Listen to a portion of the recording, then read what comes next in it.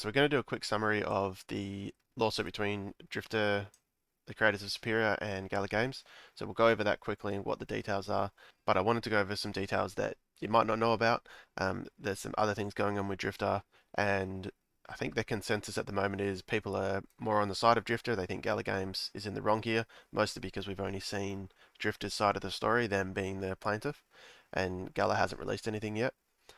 But there are some details that maybe shine Gala in a better light, and maybe Drifter is the one in the wrong here. So we'll go through a quick summary, and then we'll go over some of these details you may not know about yet. Essentially, the contract between Drifter and Gala was for milestone payments upon delivery of certain development updates, and this would have totaled 9.5 million over the course of the contract. Turns out Gala has likely already paid the vast majority of that. It's only the last 750k milestone payment that Drifter is claiming that Gala hasn't paid. Essentially, for publishing the game as agreed, they're saying Gala breached the contract, refusing to pay, failed to publish the console version of the game, and basically didn't hold up its obligations in a series of misrepresenting in bad faith. So Drifter is saying the contract states if Gala wanted any amendments, they needed to specify that to Drifter upon the agreed date within the contract. And Drifter is saying that they delivered everything they thought was necessary on the due date. They then invoiced them for the 750k. Gala didn't make that payment within 10 business days of the agreed date. So then Drifter stating that they then sent an invoice reminder to Gala, and then Gala came back and said that they rejected the version that was delivered, and they're claiming that it hasn't been delivered to their specifications. And essentially, Drifter's saying that those specifications weren't told to them in time if Gala wanted any amendments. So Drifter's saying they both delivered what was required and also didn't get the payment in time.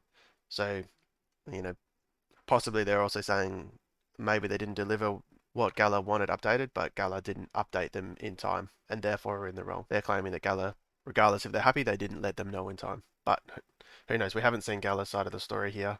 It doesn't look good for Gala, but again, this is Drifter putting their best argument forward. So obviously they're going to make it look as good for them as they can. So essentially, Gala has made 90% of these payments, and then supposedly Gala decided not to pay them right at the end and risk a lawsuit, which to me sounds a bit interesting. The only reason Gala wouldn't make that payment right at the end after they've already spent over 8 million or about close to 9 million on this game already is that it wasn't delivered. I don't think they would risk all this just for 750k because they didn't want to pay them when they thought they could get away with it. That doesn't really add up to me, and some of these details we'll go through may actually point in Gala's direction as well. Basically, I just found this with a little bit of research into Drifter and came across their LinkedIn profiles. So some of this is from a month ago, and I think obviously the co-founders and probably the devs as well have known this for upwards of a year that they're probably going to be going under. But yeah, this is as of a month ago. Basically, all of them are starting to look for work again, including the co-founder from Drifter here.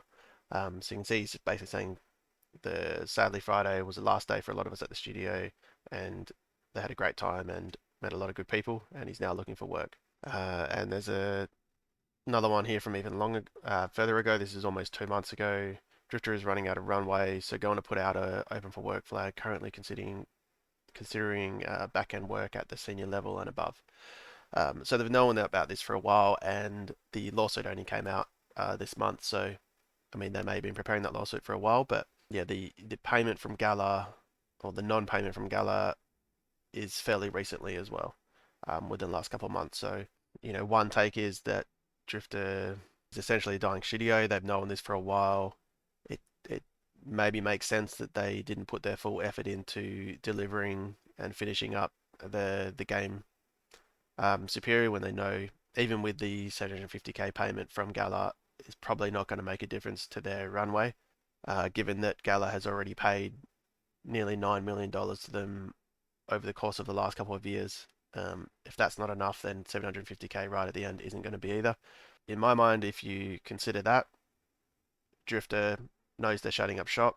Makes sense that they may not deliver what they should. If you consider that with it, kind of just doesn't make sense that Gala wouldn't make this final payment unless there was something wrong. In my mind, I just couldn't make sense of it even before I saw that Drifter was running out of runway It didn't make sense that Gala would pay all this money just to not pay the last kind of 5-10% at the end, and risk a lawsuit like this, unless there was something that really wasn't delivered.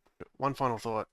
Some people are kind of saying maybe the reason Gala didn't hold up their end of the payment is they're running out of money, running out of runway. But I would just can't help but think, or I can't help but point to Gala acquiring Legends Reborn. This is another studio that actually went under, and Gala acquired them. They bought them out essentially, and this was very recently. So it does show that they probably not having too much lack of funds, and they also have intent to bring these games on. And it kind of shows that a lot of the game development isn't actually in their control. They obviously require the game studio to be funding their development and actually putting the funds towards developing the game. They require them to be keen on the Web3 side of things. And yeah, for me, this just points more towards Gala being probably in the right here. It also raises the interesting question of, will Gala acquire Drifter or the game Superior like they did with Legends Reborn? I hope so, for the sake of the whole community that plays Superior, and that have already bought NFTs as well. But I do worry that there may be a little bit of bad blood with everything that's going on. Time will tell, I guess. So, but make sure to like and subscribe if you appreciate this content,